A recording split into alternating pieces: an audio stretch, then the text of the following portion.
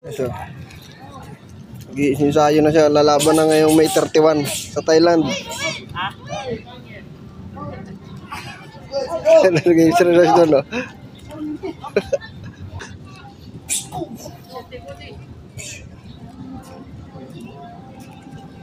Yan, no? Si Marsolo Pandihan. Lalaban siya sa Thailand. Ngayong May 31. Anim na yung panalo niya. Ayun, ganda ang katawan.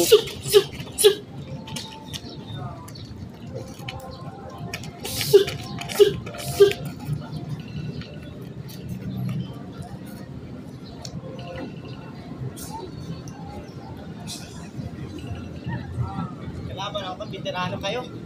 O, veterano na Thailander. 13 wins, Oh, 7 losses.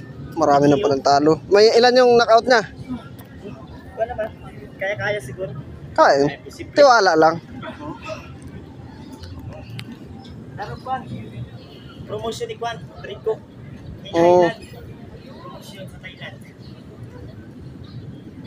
Sana manalo ka dyan. Tapos, sunod, kalabanin mo mga Japanese, no?